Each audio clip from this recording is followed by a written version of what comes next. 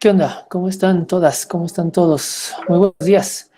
Por supuesto, pues espero que estén bien, que estén sanas, sanos y que estén lo mejor posible. Que su fin de semana haya estado chido y que, bueno, esta semana sea productiva y chida y relajada. Vamos a continuar con el curso de teoría. En esta ocasión abordaremos a una nueva perspectiva. Vamos a ahondar en un nuevo autor.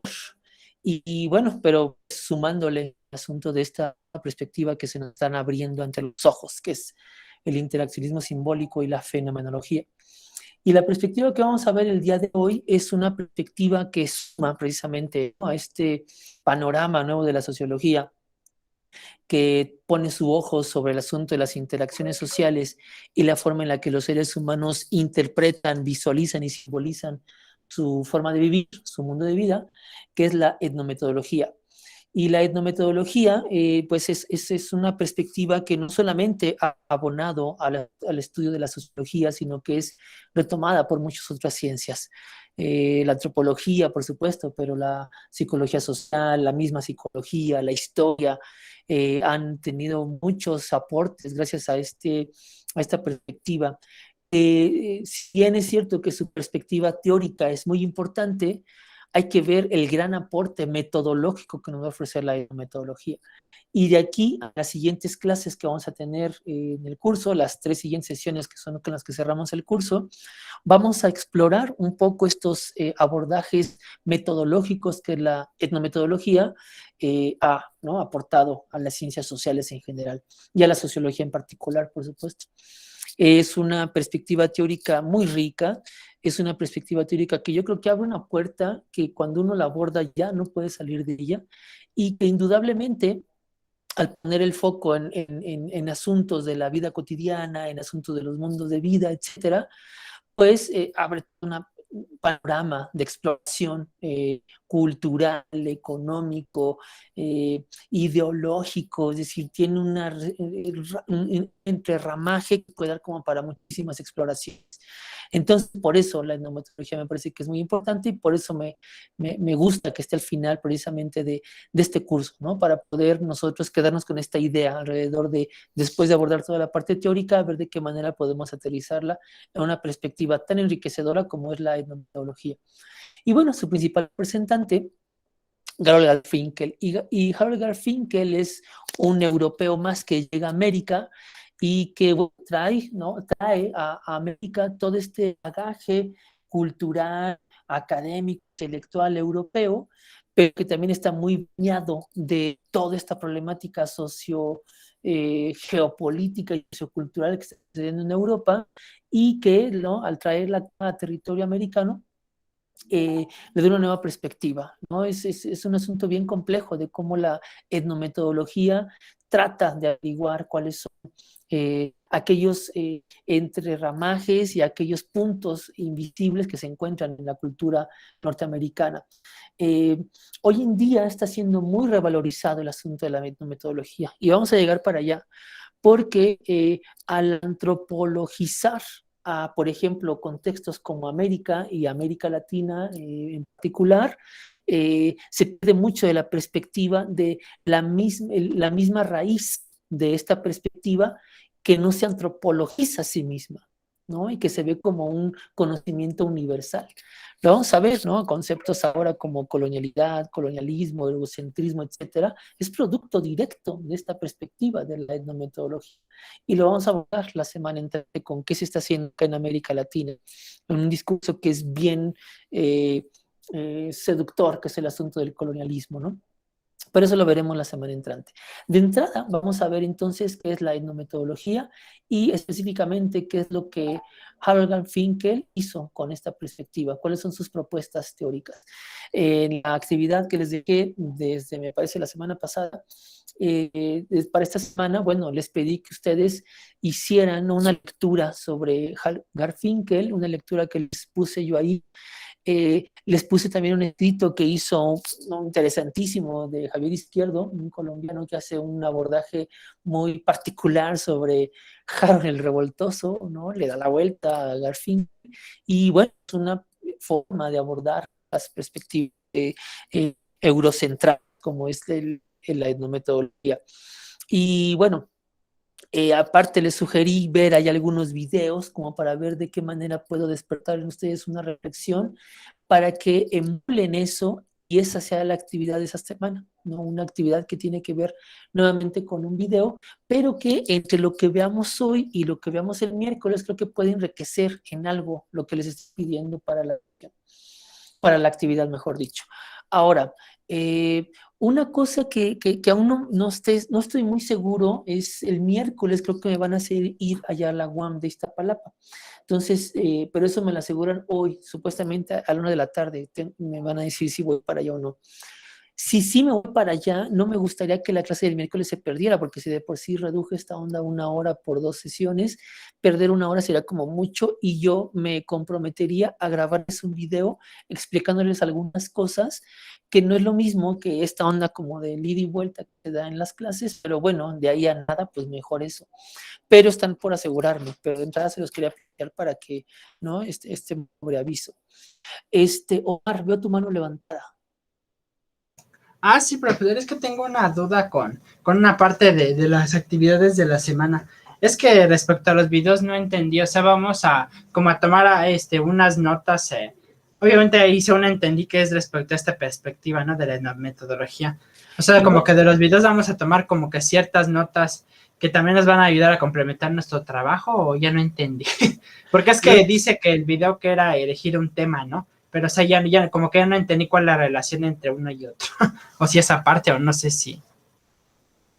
los videos son como una forma de ejemplificar lo que les estoy pidiendo, ¿no? Los videos que yo les puse acá es etnometodología, es precisamente la etnometodología, ¿no? Intentar explorar aspectos culturales, del imaginario simbólico, la perspectiva sociocultural, también el bagaje geopolítico que ahí se encuentra, etcétera. Y lo intenté diversificar, que ustedes vieran diferentes formas de abordar alguna problemática social. Con lo que voy a explicar el día de hoy, creo que puedo abonar un poco más. Por eso les decía yo al principio, déjenme primero doy la sesión y después les explico la tarea. E incluso con la del miércoles tal vez les quede un poco más claro. Porque lo que estoy pidiendo ahora es un video, ¿no? Un video que a lo mejor no van a ser ustedes ante cámara, sino una posibilidad, pero eso va a ser totalmente abierto y ahí la imaginación sociológica les va a dar para eso. Pueden hacer un experimento social tipo que Garfinkel y muchos etnometodólogos hacen con el asunto de la disrupción y de la ruptura sociológica, que es jugar con las personas, ¿no? ¿Qué pasa con algo que supuestamente se tiene que dar, no se da? Nuestros escenarios de ruptura. Yo en la universidad, bueno, cuando nos pusieron a hacer estos ejercicios, nos divertíamos un montón, porque hacíamos estas cosas. Claro, pues es que eso, pero obviamente eso la presencialidad, ¿no? Pero bueno, ahorita pueden jugar con su familia o con, no sé si se reúnen con algunos compas o algo por el estilo, aunque bueno, ya la onda del encierro como que ya de hace mucho tiempo ya no existe, pero bueno, esta onda como de buscar hacer un experimento social también, ¿no? Y grabarlo, ¿no? Atestiguarlo y poder testimoniarlo, de ver de qué manera ustedes pueden romper un poco las reglas sociales, cuestionarlas, ver de qué manera también ustedes pueden jugar con los roles de las personas. Les platico rápido y nada más así unos 2 minutitos para que no me quede mucho tiempo. Cuando nosotros hicimos estos experimentos de ruptura, fuimos al metro y ver de qué manera en el metro, en este espacio masivo donde pese a que hay muchísima gente y es una onda medio caótica, hay reglas y reglas bien claras. Y en esas reglas que no nos cuestionamos por el día a día, por el andar cotidiano y porque el otro generalizado está operando sobre nosotros todo el tiempo, aunque no lo sepamos, no las rompemos. ¿Y qué pasa cuando alguien la rompe? ¿Qué pasa cuando un rol no cumple con la expectativa? ¿Qué pasa cuando hace ajeno a algo ajeno a lo normal? En la casa, uy, esos experimentos también se dieron como bien chidos, ¿no? Mis ex compañeros ahora hicieron cosas con su familia y pues bueno, los chanclazos estuvieron buenos, pues, ¿no? Porque mucha de la onda también de la dinámica familiar significa que esperan ciertas pautas que cumplan normativas impuestas dentro de la familia, pues, ¿no? Nos fuimos también a un centro comercial, es decir, hay espacios donde estas dinámicas se pueden romper y qué pasa cuando se rompen, cómo busca la gente regresar a la normalidad y cómo las sanciones cuando alguien actúa en contra de lo normal son bien fuertes, ¿no? Entonces, bueno, Déjenme les expongo ahorita lo de Garfinkel, lo que consiste la etnometodología, y abonamos un poco en la siguiente sesión, esperando que se dé, si no, con el video que yo les dé, ¿no? Bueno, ya está ahí sobre su pantalla la presentación. Les presento a Garfinkel, un personaje para la sociología. Él desarrolla su vida académica bajo la tutela de Talcott Parsons, ¿no? Ni más ni menos. Ustedes no sé si ya vieron Talcott Parsons o lo van a abordar en la siguiente teoría sociológica, una figura que es central para la sociología norteamericana. Y pese a que Garfinkel se desarrolla académicamente bajo su tutela, va a tomar un camino totalmente opuesto. Ante los mismos cuestionamientos que el estructuralismo funcionalismo parcialmente se hace, Garfinkel le responde, pero desde la fenomenología, principalmente bajo las aguas de Alfred Schroeder, y los aportes del interactivismo simbólico, ¿no? De la misma escuela norteamericana. Estoy hablando, por supuesto, de Mill y de Bloomberg. Su estudio más importante es este que les pongo yo acá, estudios en metodología. De ahí saqué el articulito que subí, ¿no?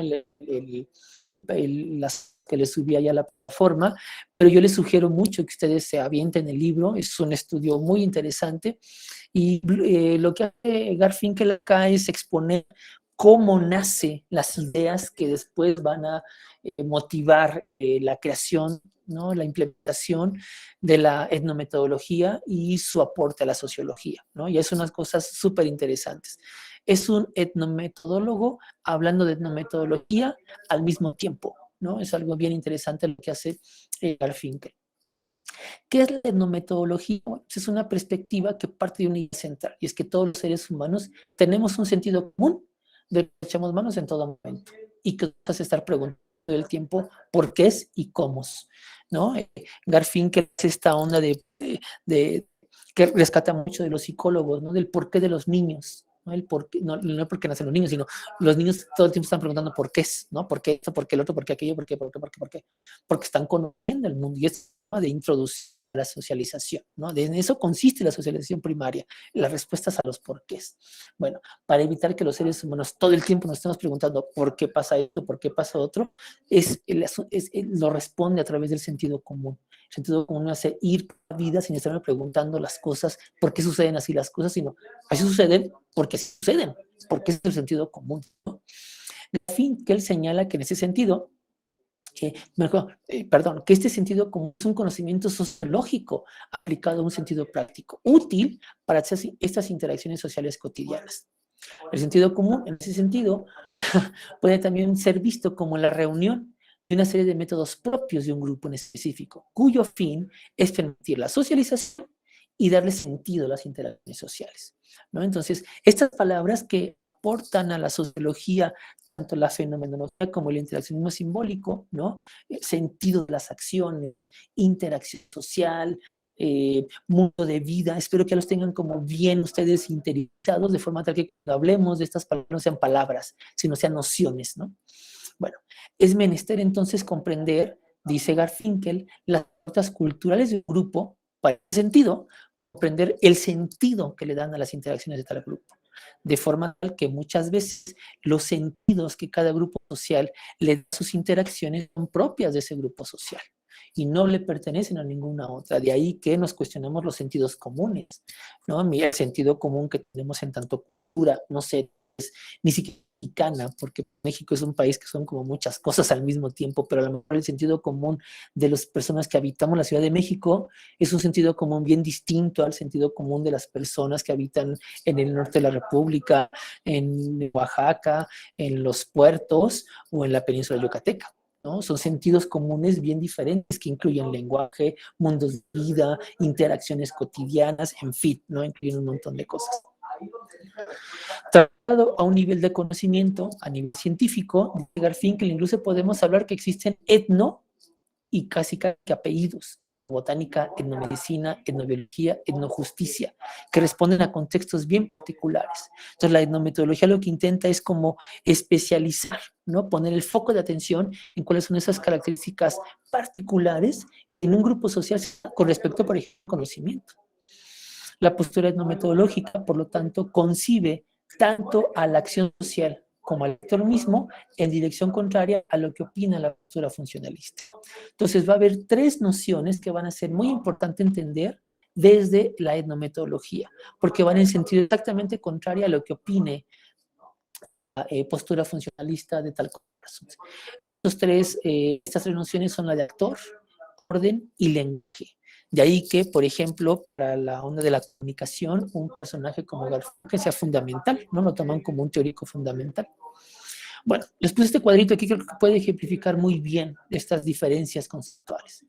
La teoría funcionalista, por ejemplo, la acción es resultado de la adaptación pasiva del sujeto a las presiones ambientales, ¿no? Resultado de la adaptación pasiva a las presiones ambientales por parte del sujeto.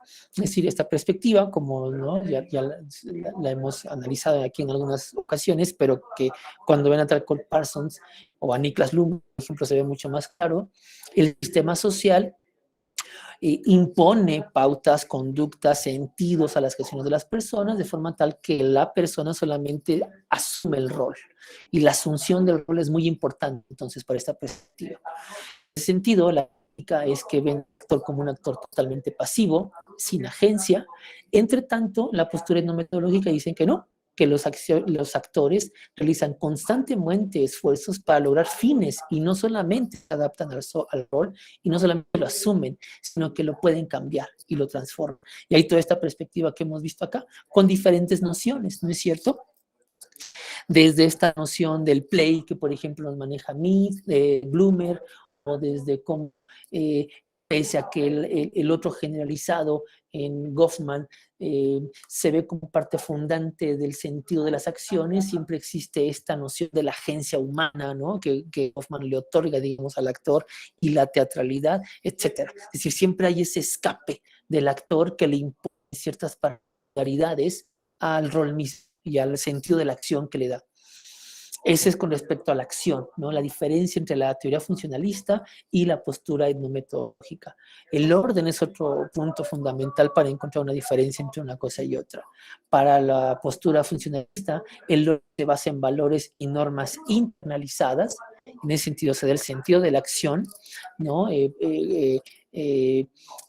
Garfinkel dice que en ese sentido se ve el individuo como un tonto cultural, ¿no? Así lo pone, cultural dummy, o sea, como un asunto de un personaje que solamente responde a conductas y adaptación en tanto conductas, mientras que para los etnometodólogos no sucede eso, sino que los actores controlamos las circunstancias de la acción a partir de la comprensión común del trasfondo. Eso es muy importante, ¿no? Nosotros sabemos perfectamente que los otros están pasando por el mismo proceso que nosotros mismos, ¿no? La y el otro tienen esos mismos cuestionamientos de si lo que va a suceder realmente. Y sí, sabemos que el otro está pasando exactamente por lo mismo que nosotros. Tanto sumemos esa expectativa, el trasfondo es manejable por nosotros mismos. Es lo que pasa en los salones de clases, ¿no? Ustedes saben perfectamente que yo voy a llegar, bueno, que yo voy a prender mi micrófono y mi cámara, que voy a saludarles, que voy a plantearles primero una introducción del cual les voy a decir que estén bien todos, etcétera. Les voy a plantear un asunto de lo que va a tratar la clase, después manejo todo el bagaje y después doy las conclusiones, ¿no? No empiezo dando conclusiones y después les digo cómo está, y, ¿no?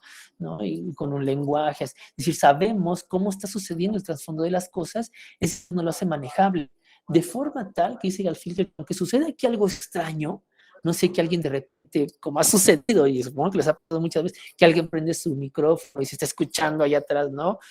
Oye, me cago, ¿no? Y nosotros como, ups, pero ya, ¿no? Apago aquí el microfonito, si estuviéramos en la presencialidad, así como, a ver, compañero, pues un problema, no se puede salir, ¿no? En fin, ¿no? O sea, volvemos a la normalidad, porque tenemos ese control del trasfondo y la capacidad de regresarlo a las pautas internalizadas, ¿no? Pero tenemos esa capacidad, a diferencia de la teoría funcionalista que dice que no, que esas pautas están tan internalizadas, esa posibilidad de transformación. De ahí que esta postura funcionalista se le cuestione tanto el asunto, bueno, y los movimientos sociales y la agencia individual, etcétera, ¿no? Y eso ya también lo verán un poco más adelante. Y por último, una diferencia radical es cómo se ve la comunicación, el lenguaje y el discurso.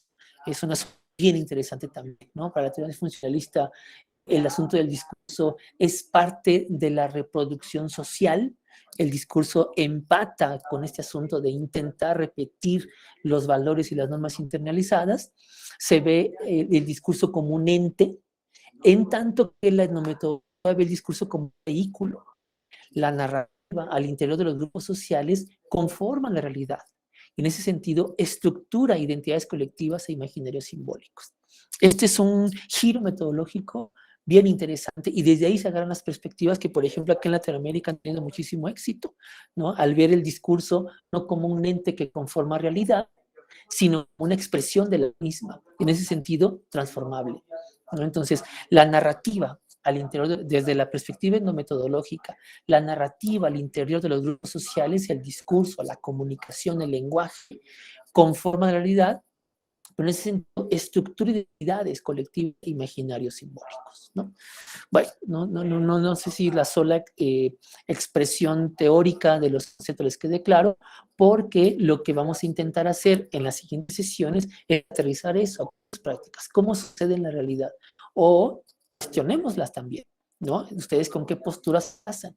¿El discurso es un ente que conforma realidades o es un ente que solamente expone realidades, ¿no? Para la teoría funcionalista, un discurso solamente muestra, ¿no? Ilumina una parte de la fotografía de lo que es el sistema social, mientras que para la postura etnometodológica conforma esa realidad, pero no la nombra. Solamente es posibilitador, es un vehículo que la nombra. Pero en tanto vehículo puede haber muchas más formas de nombrarla, ¿no? Entonces, un discurso científico, por ejemplo, no puede nada más ser la poseedora de la verdad, sino que puede haber muchos discursos más que nombren la realidad. La ciencia moderna se ha asumido ese papel como nosotros somos los que decimos que es la realidad y le explicamos y nuestras leyes explican cómo funciona el mundo, etcétera, a través del método científico, bla, bla, bla. Y hay otras posturas que dicen, bueno, esa es una forma de explicar y entender el mundo. Hay otras formas más. Y esta forma, la forma científica, deja fuera entes, por ejemplo, espirituales, o entes, por ejemplo, o explicaciones narrativas que tienen que ver más con sentipensares, no tanto con un discurso científico y de comprobación metódica de la realidad, ¿no? En un segundo que alguien quiere entrar por acá. Bueno, no sé si me está explicando con esta onda de cómo tanto acción, actor, orden y discurso son diferentes para ambas posturas. Bueno, ¿cuál es el alcance de la etnometodología? Uno de los aportes más interesantes que la etnometodología nos pone, ¿no?, en la palestra es el asunto de definamos lo que es normal, ¿no? Análisis de la normalidad percibida de los acontecimientos. Para Garfinkel, denominar lo que es normal es un problema, ¿no? Para parte de la idea alrededor de los experimentos de ruptura y de reflexión para poder debatir un asunto que está en el centro de lo que denominamos como normal, que es el sentido común, ¿no? Para la sociología, una herramienta poderosa para poder definir lo que es la normalidad es a través del sentido común, ¿no? El sentido común pone fronteras muy claras entre lo que es normal y lo que no lo es. Dice Garfinkel, debatamos eso, porque eso de lo que es normal y lo que no lo es, dado desde el sentido común, a veces no está sociológicamente sustentado. Para ello nos va a soltar tres nociones que son importantísimas para la metodología: la explicabilidad, la reflexibilidad y la indexicalidad, que son conceptos que ahorita analizaremos un poquito más adelante. Pero para llegar a ello, hace Garfinkel una metáfora de cómo es que el sentido común funciona. Y él gusta mucho hacer experimentos, ¿no? Muchos experimentos a lo que Garfinkel planteó, él mismo los hizo, ¿no? Y en la universidad donde él estudiaba, tanto profesor y con sus grupos de investigación, hacían esos experimentos sociales, jugaban con la gente, ¿no? Para ver de qué manera podían ponerse en entredicho lo que es normal. Y llega a la conclusión de que muchas de las cosas que hacemos cotidianamente emulan mucho lo que son los juegos de mesa, ¿no? Decía que, bueno, en los juegos de mesa, podemos ejemplificarlos en tanto que en los juegos de mesa, por ejemplo, hay estas reglas compartidas que los seres humanos o en sociedad utilizamos todo el tiempo, de las cuales hacemos uso todo el tiempo.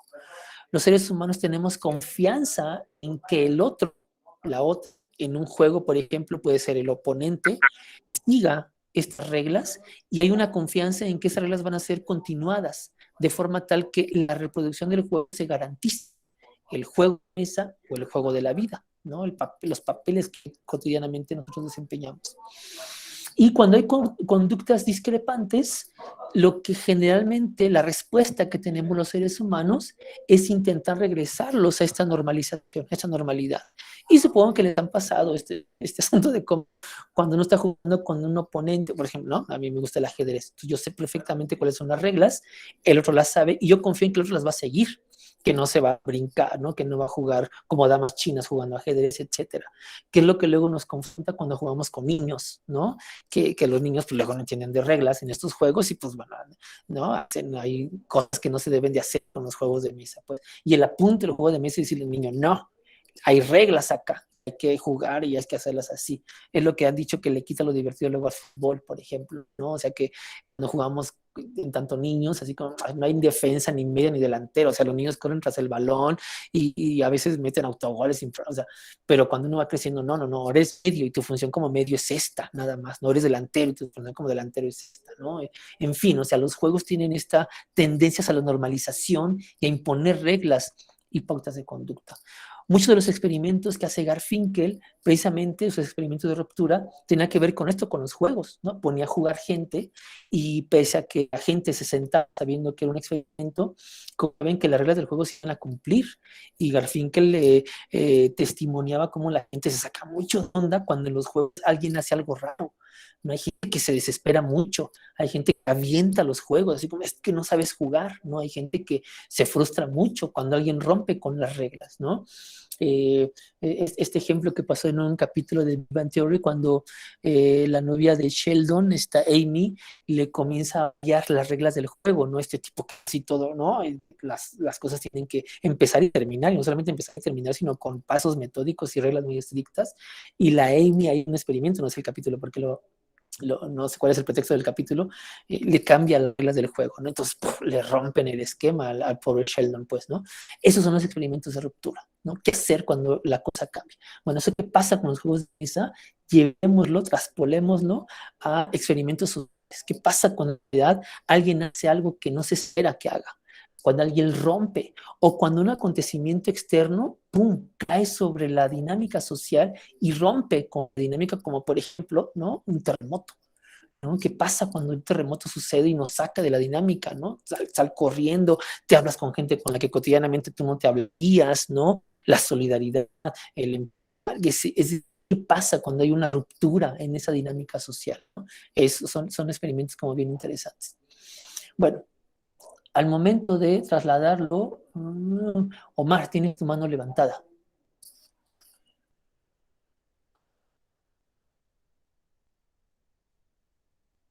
No se te escucha, Omar. Ah, sí, gracias. Es que se me olvidó activar el micrófono, creo que activo otra cosa.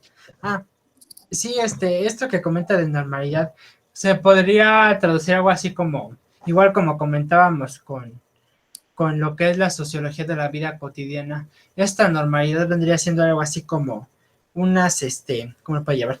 Digamos que en base a estas instrucciones, ¿no? Como veíamos de la clase pasada, que ya nos aprendimos de memoria, en este caso las reglas del juego, también ciertas normas sociales, etcétera, y también hasta unas rutinas, ¿no? Que conforman nuestra vida cotidiana. En el momento que ocurre esto, por ejemplo, un terremoto o alguna situación que no está contemplada dentro de este esquema rutinario, es entonces cuando sentimos que esa normalidad se rompe. O sea que realmente esa normalidad vendría a ser parte de esta serie de vamos a llamarla así, pautas, instrucciones, etcétera, que nosotros ya nos aprendimos e interiorizamos. Sí, totalmente, totalmente. Y la tendencia hacia la normalidad es lo que es interesante acá. Eso lo abordó Goffman de manera muchísimo más ¿no? Enriquecedora. Pero bueno, quien lo plantea como una dinámica metodológica de estudio, pues es precisamente Garfinkel. Pero, ¿qué pasa si, no? Se preguntaba Goffman, what if, o sea, ¿qué pasa si de repente cortamos con esta dinámica a la que estamos acostumbrados? Y lo que Goffman dice que es bien interesante es que es bien endeble. Esto que parece como una estructura social que la rutina va imponiendo, cualquier cosa, y por cualquier cosa entiéndase casi que cualquier cosa la puede romper, desde un, ¿no? Lapsus facial fallido, alguien quien tú saludas y no te responde el saludo, y ahí se rompe la dinámica, o cuando le sonríes a alguien confundiéndolo con alguien, o sea, una sonrisa puede ser un motivo de ruptura, hasta cosas, ¿no? Como esto, como los fenómenos climáticos, ¿no? Un terremoto, que por supuesto, ¿no? Estas inundaciones o este desgajamiento, está lleno de fenómenos que ponen la vida misma, hasta peculiaridades de la vida como esto, ¿no? Saludos, ya no te atraviesas los días, ¿no? Es decir, es bien endeble, ¿no? El equilibrio que existe en las relaciones sociales, casi que cualquier cosa, decía Goffman, lo puede poner en entredicho. De ahí que la característica esencial para Goffman, hecho que también se ve acá con Garfinkel, de la vida cotidiana, es la contingencia, ¿no? Cualquier elemento puede ser un elemento contingente. Bueno, bien, déjenme regresar. Entonces, ¿cómo podemos transpolar estas condiciones de juego a la vida cotidiana? En la vida cotidiana, por supuesto, también hay reglas que tienen, sin embargo, un mayor grado de indeterminación, como se los expongo yo ahora. ¿Quién garantiza que las cosas siempre se van a dar como se van a dar, no? Las acciones disruptivas ponen en entredicho la reciprocidad de las expectativas. De ahí los experimentos que igual les pido que hagan, ¿no? Piensen en algún acto disruptivo social. No se metan en problemas, porque estos experimentos luego, ¿no? Han conducido a cosas bien extrañas, y hay alumnos que son bien radicales y es que me fui a una iglesia, profe, ¿no? Y acaban siendo correteados por el pueblo. Pero bueno, algún acto disruptivo donde ustedes puedan analizar qué respuesta la gente espera, sobre todo, qué hace la gente en este afán como de regresar todo a la normalidad, ¿no? Entonces, de ahí que es un concepto que Finkel se pregunta mucho, o sea, ¿qué entendemos por normalidad y por qué este afán de la gente por regresar a ella? No permitimos que las cosas se salgan de su rumbo ni de su cauce. Bueno, en la cadena de acciones existe una contextualidad imputada, dice él, que explica el orden de la interacción. Las acciones disruptivas inciden en los afectos sociales, generan asombro, irritación, incertidumbre, ansiedad, etcétera, así como un esfuerzo constante de quienes la atestiguan por regresarlo a la normalidad. ¿Qué pasa cuando en el transporte público alguien comienza a gritar? ¿No? La gente se voltea a un lado, ¿no? O sea, esto que está pasando allá es raro, que no pasa cotidianamente, no está pasando, ¿no? Entonces me volteo. O hay gente que, ¿no? En este afán como de quitar ansiedad, platica con alguien desconocido de, oye, ¿qué está pasando acá? ¿No? ¿Qué hacemos como para...?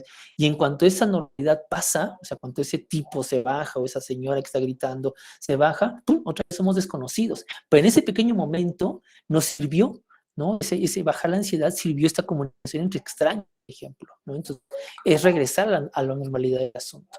Ya supongo que ustedes van a tener ya en su cabecita un montón de ejemplos. ¿Y qué tal que lo que les estoy pidiendo como actividad ahora sea esa, un acto disruptivo? ¿Y cómo pueden ustedes atestarlo y cómo testimoniarlo a través de video, ¿no? ¿Qué sé yo, ¿no? Una cámara escondida, qué sé yo, siempre y cuando no se metan en problemas, insisto, ¿no? Yo recuerdo que cuando nos iban a hacer estas cosas, la maestra Magdalena siempre nos decía, sean responsables con estas cosas, o sea, somos sociólogos viendo estas cosas en sociedad, pero tampoco se van a andar jugando, ¿no? Porque en estas cosas hay cosas de por medio, o sea, la ansiedad puede llevar a muchas personas a actuar de manera muy agresiva, por ejemplo, o la irritación misma también, ¿no? O sea, no es un juego, pese a que estamos viendo cómo es que opera la sociedad, ¿no? Veámoslo como algo serio, no es ir a hacerlas por ir a hacerlas y a ver qué sucede. Eh, en fin, quiero darles como muchos ejemplos, pero no quiero darles más ejemplos porque creo que limitaría tal vez la imaginación que ustedes pueden abrir ante esto que les estoy pidiendo que hagan ahora mismo, ¿no? Bueno, eh, ahora, para esta perspectiva también entonces existe una relación directa entre norma, situación y acción. estas tres grandes categorías. ¿Qué es lo que pasa con la situación y con la acción social en tanto se encaja, ¿no?, con la norma que se está esperando? Y propone este tema, ¿no?, de sistema normativo actuando por encima de las expectativas y las disposiciones internalizadas, pero siempre en referencia hacia la acción de las personas. Para el funcionalismo, a diferencia de la metodología, la norma siempre sirve como nexo entre la situación y la acción.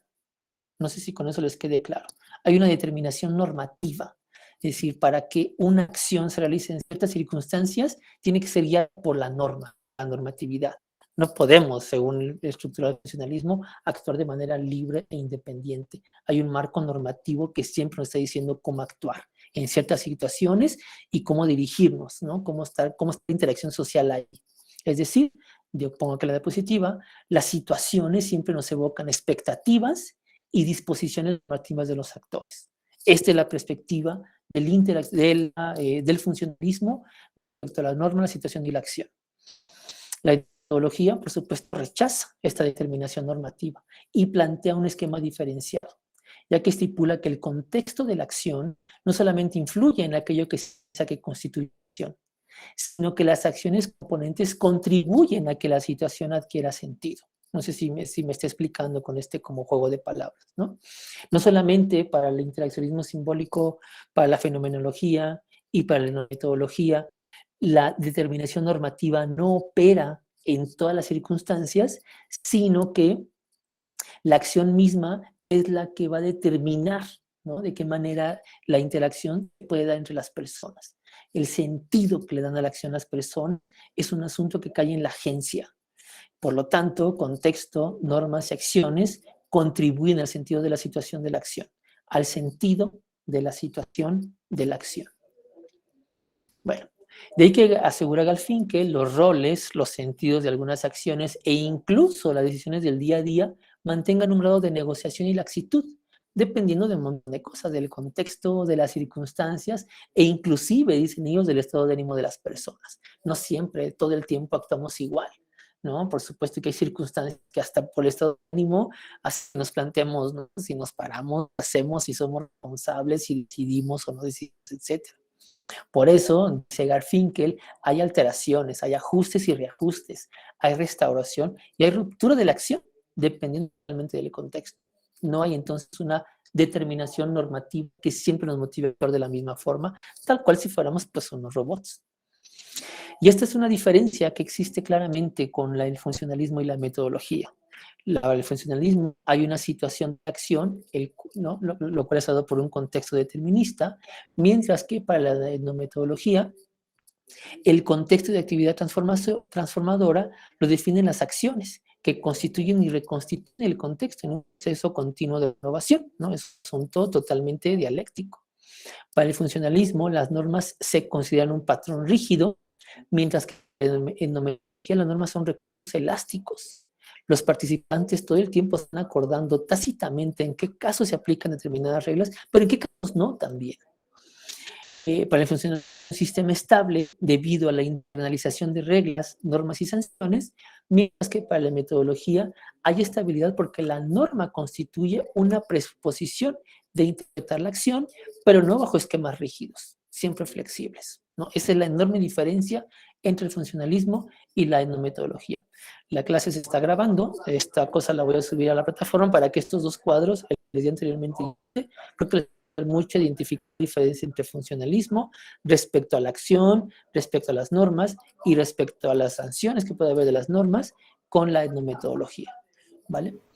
A ver, profe, ¿no nos puede regresar tantito a la diapositiva anterior, por favor? Nomás un momento. ¿A la diapositiva anterior? Sí. Sí, creo que me perdió. Ok. ¿Quieres que repita la explicación o nada más querías como ver algo de la definición? Es que esta parte de los ajustes y reajustes, es que como mencionó de repente que según la otra teoría, la funcionalista, actuábamos casi como robots. Sí, como que me llamó la atención esa parte.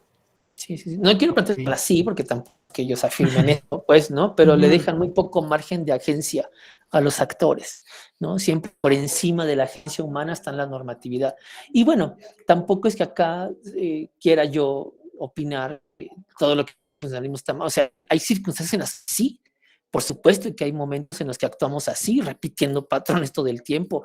La rutinización humana es resultado de esta normatividad, de forma tal que muchas veces esta misma rutinización le impide cuestionarse lo que está haciendo como rol, es algo que realmente desea, ¿no? Muchas veces lo hemos mencionado acá, el asunto de la pandemia y el encierro que significó la pandemia nos colocó en un nivel de reflexividad acerca de los roles sociales y la importancia de la comunicación humana y del día a día, del cara a cara, ¿no? Y contacto humano mismo, ¿no?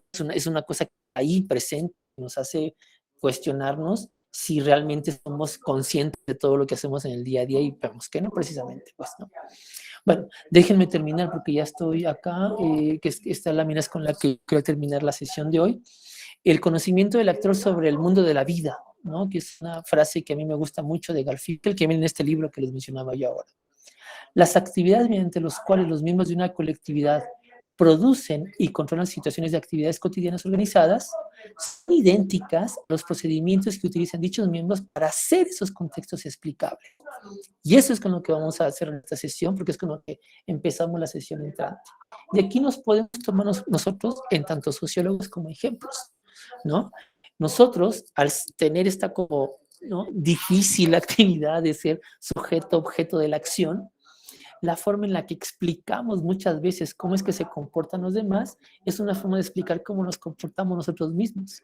Pero eso que hacemos los sociólogos lo hacemos las personas, no sociólogos, pues, ¿no? Que con nosotros pues, es como complicado porque ya nos ponemos un chaleco de sociólogo y vamos por ahí por la vida siendo sociólogos en todas las circunstancias, pues, ¿no? Pero veamos en otro tipo como de actividades, en otro tipo sí, de actividades, de efectos de la vida cotidiana, ¿no? De cosas que hacen las demás personas, de actividades académicas. O sea, una persona que estudia algo para justificar lo que estudia y cómo lo estudia, lo explica primero en otros, pero al mismo tiempo se explica a sí mismo en esa explicación, ¿no? Es interesante. Cómo las mamás critican a otras mamás siendo ellas el ejemplo de mamá, por ejemplo, ¿no? Entonces, es lo que nos quiere decir acá Garfinkel con la explicación que se explica a sí misma, ¿no? Esta explicación del acto de los demás que te explica a sí mismo explicándote, ¿no? Es como de palabras que hay. Esta frase creo que ejemplifica muy bien lo que Garfinkel nos quiere dar a entender con este asunto de la etnometodología. Bueno, déjenme cierro con esto. No termino aquí con Garfinkel. Garfinkel lo retomamos la siguiente sesión y veremos en dos conceptos más que pueden cerrar como esta idea alrededor de la etnometodología y el método de comprensión. Claro que sí, Rebeca. Ahorita, por eso estoy grabando. Ahorita la subo a YouTube y después les paso el link. Es más fácil que subirla al Virtuami, que se tarda un montón luego en subirla.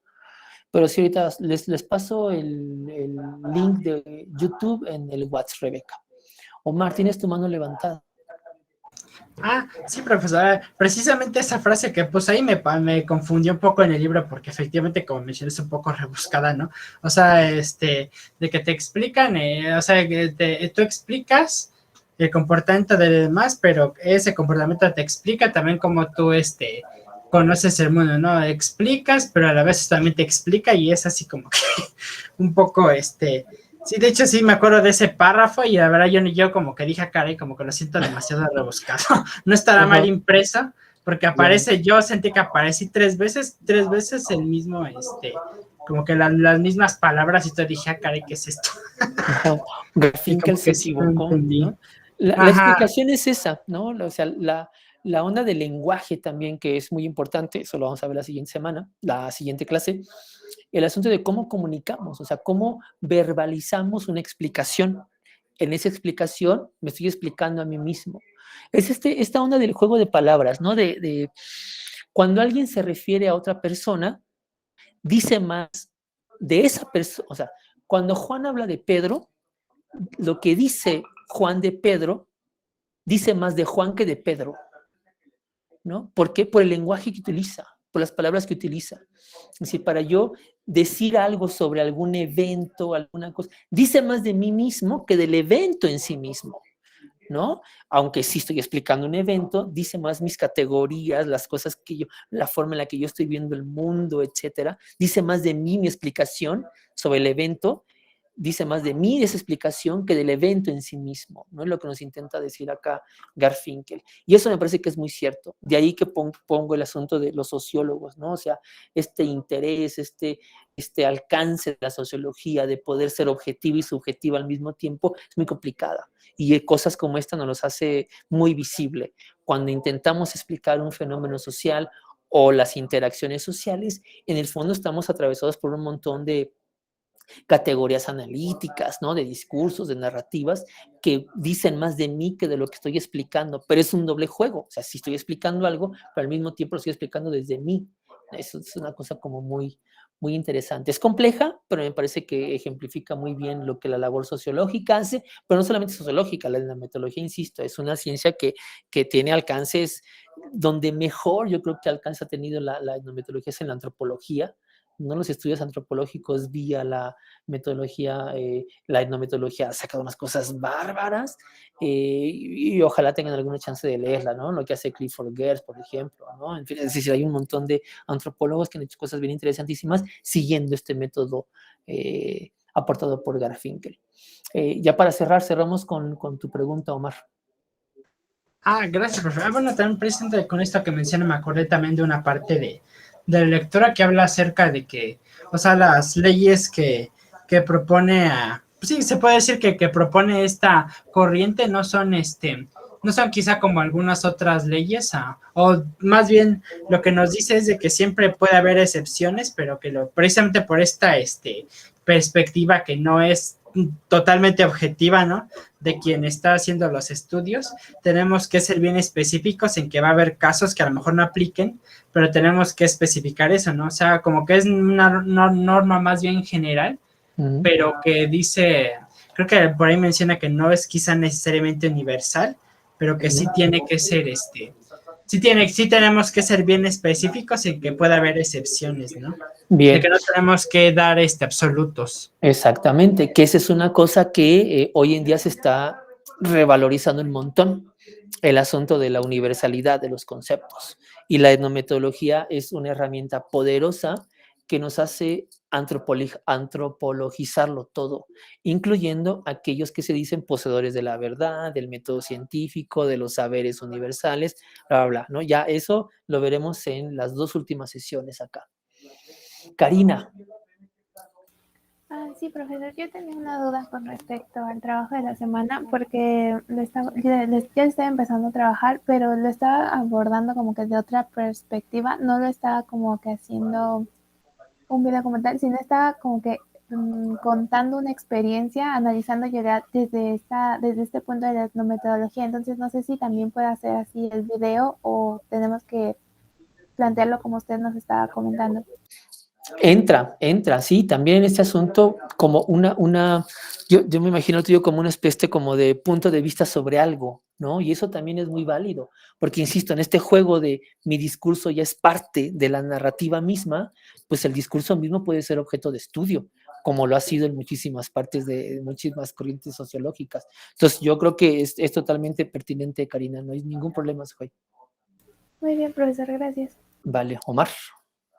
Sí, bueno, parecida a la duda es que también tenía como que pensado dar como que, igual mi punto de vista de alguna experiencia, por decir así, claro, también trataría de informarme respecto a eso para dar, digamos que, de una forma más objetiva, un poco más concreta, pero igual también mi idea era contar un tema desde mi punto de vista, no sé si, por eso también quería preguntar si eso era posible. Claro, investigaría para no cometer así como que no decir así cosas parecidas, pero sí quisiera que fuera más o menos por ahí. Sí, sin ningún problema. Yo creo que el miércoles puede quedar como más claro e incluso yo tenía pensado dejar una parte de la clase precisamente para dudas así, ¿no? De, a ver, estoy pensando esto, sí, estoy pensando esto, ¿no? O de plano decirles no. El asunto de la metodología tiene la enorme ventaja de que abre un, ¿no?, arco iris muy grande de posibilidades de estudio. De ahí los videos que les puse. Se puede estudiar desde acá hasta acá. El único requisito es que tiene que ser algo metódico. ¿Cómo pasamos? Y ese es el gran aporte de la metodología, lo que les ponía al principio de las láminas, de un sentido común, este sentido común de las personas, que es una onda sociológica aplicada al sentido común, a darle una categoría científica. Es lo que los sociólogos hacemos precisamente, ¿no? Entonces, ese tránsito, ese tránsito es precisamente, ese paso precisamente es lo que hacemos los sociólogos acá, ¿no? Eso es lo que hacemos acá. El miércoles, a ver si el miércoles con la exposición que les doy, quede esto un poquito más claro, ¿va? Déjenme, permítanme dejar la clase hasta aquí. Nos vemos el próximo miércoles. Yo les aviso a más tardar en unas horas en cuanto sepa lo de la UAM.